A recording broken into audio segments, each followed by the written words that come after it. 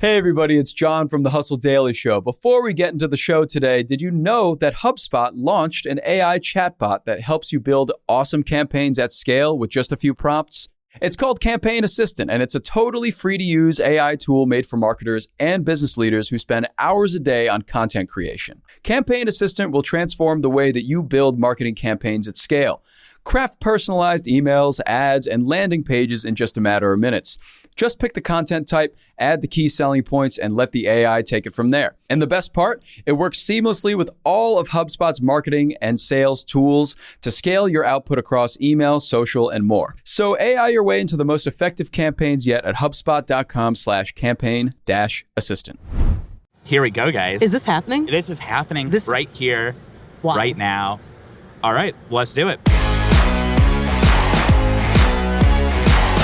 Good morning, everyone. It's Thursday, September 7th. I'm Ben Berkley, here with Mark Dent and Drea Hudson, and this is the Hustle Daily Show.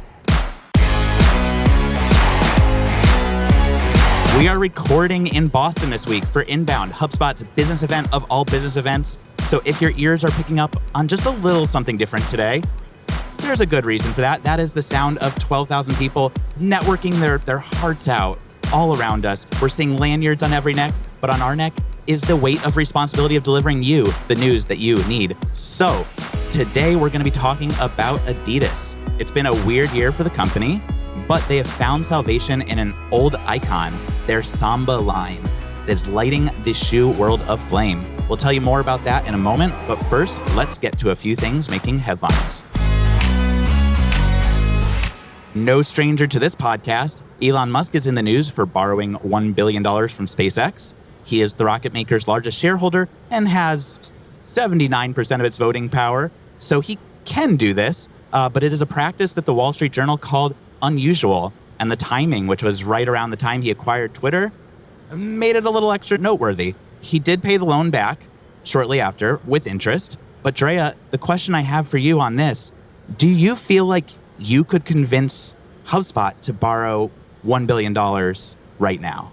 Ooh, that is such a good question, Ben. Thank you for asking. Honestly, I think it's a question for ChatSpot. I think I'm going to have ChatSpot answer that question for me. Personally, I think I might be able to make it happen. I know a few people, but we'll check it on ChatSpot a little bit later. If anyone could, it's you. Also, great plug for ChatSpot. Yeah. I mean, I might be able to get $75. I'm hoping to expense a lobster roll that I had for lunch yesterday from HubSpot. So that's basically my ambition. We will talk so much more about that lobster roll later, but we will first move on to the next item of news. The Chinese government has banned its employees from using iPhones and other foreign branded devices, disallowing the devices for work purposes and also no longer permitting them to bring their personal devices into work with them. Yikes. So the U.S. government has previously banned TikTok and other, Chinese-made devices, so this shouldn't be unexpected. But there is another big storyline to follow. China's one of Apple's biggest markets. Is this going to hurt them? Yeah, and China tends to go through a little bit tougher on some of these things. The federal government's ban of TikTok on phones, and as well as some state governments have done that. Universities have banned students from using their university Wi-Fi to look at TikTok. Those are all very soft bans. But yeah, Apple, according to the Wall Street Journal, roughly 19% of its revenues comes from China, and they have done what China has told them to do many times before, particularly with apps from their app store.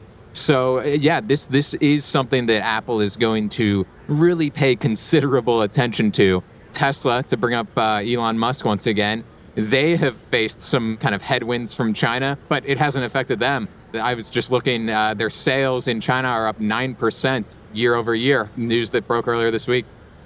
We will keep an eye on this, obviously. But first, we're going to just kind of move on right now to one final headline before our top story.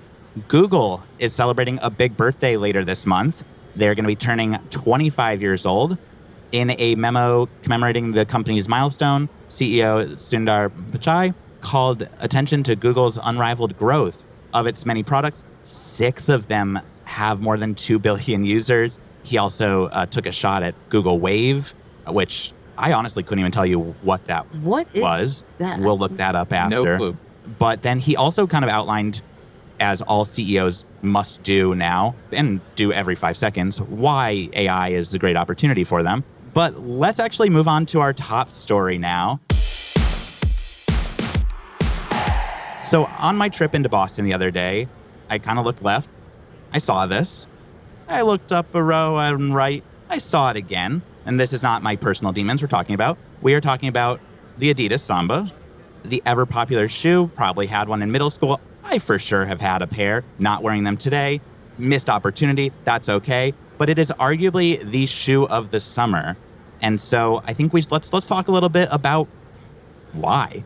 Yeah, and I think the shoe of this summer and the summer before that, and maybe the summer before that as This well, is true. which is, it's kind of wild that it's had such staying power, but it's just an ultimate classic shoe. And, you know, its origin story, like I always thought it was like indoor soccer, but it's an even cooler origin story where it was like so people could play on an icy soccer field.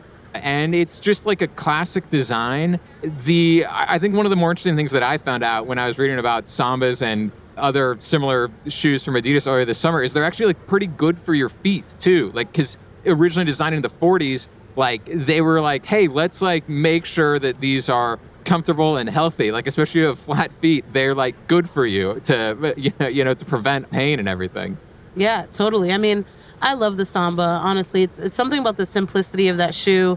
I mean, from a cultural perspective, you know, the Samba is definitely a Brazilian icon. Obviously, I mean, some people may not know this, but it's actually named after the dance, the Samba, which is pretty awesome. But yeah, I personally do not own any Sambas.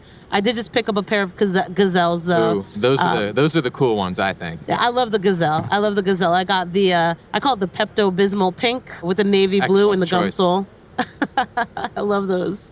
So we can talk a little bit about how it's showing up in culture right now. It's kind of everywhere if you look for it. It's one of those things where suddenly, if you're really plugged in, I feel like I'm looking around right now. I'm going to find them.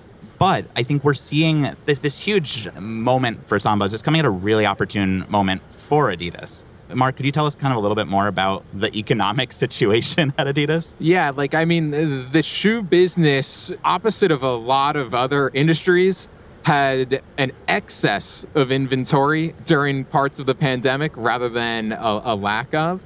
And so prices actually kind of started to go down in the last year or so. So that's sort of like the general thing happening to the industry. And then obviously Adidas had the huge issue with Ye, the artist formerly known as Kanye West, and they stopped selling the Yeezy sneakers, which were, you know, basically their most popular sneaker for years, at their peak worth roughly $2 billion, I think, a year for Adidas.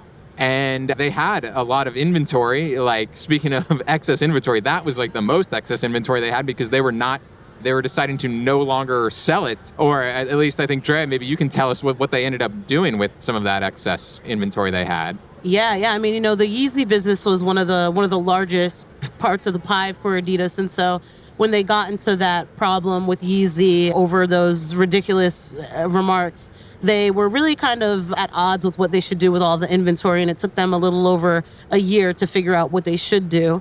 What they ended up doing about a month and a half or so ago is really kind of releasing their first final Yeezy sale. They ended up making over $430 million on those designs. They didn't even change the design. Yeah, because they were thinking it would be, I think they were afraid it would be like a $750 million write-off. So it's like, oh, here's $400 million. That's not bad. Crazy. And I mean, one thing that Adidas did do, which I thought was really admirable, was they did decide to donate a part of those proceeds to charity. So I think that that's really important. But I mean, there's no denying that the Yeezy business was a major, major impact.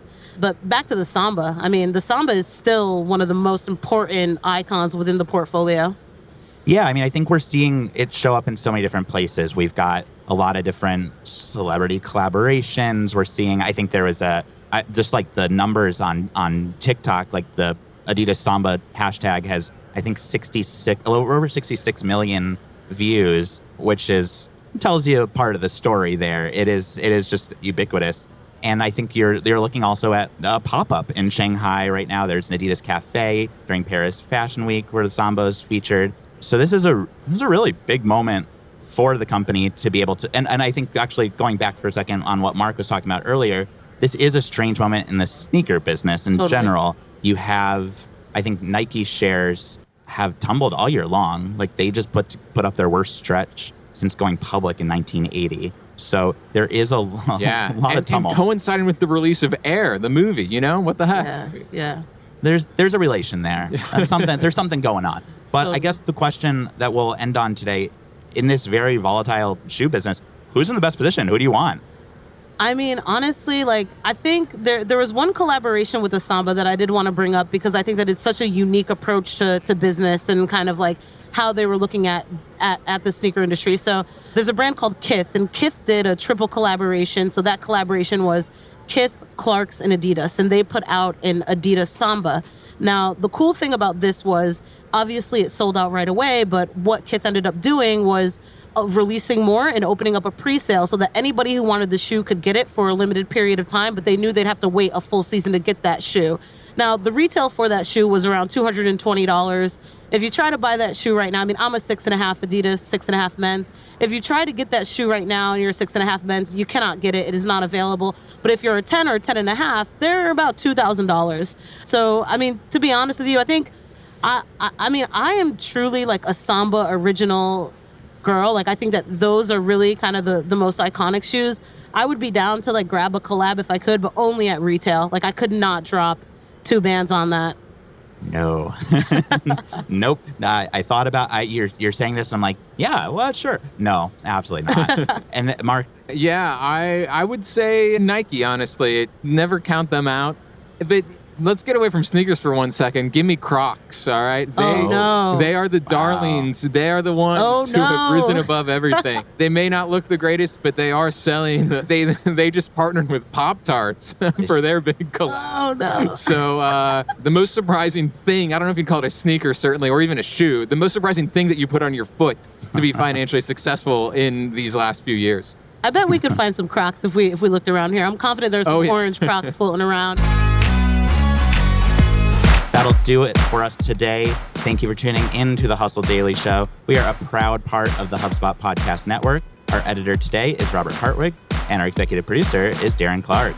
We've got a lot more tech and business coverage in our newsletter. If you're not subscribed, go get yourself signed up at thehustle.co/email, and we will see you tomorrow.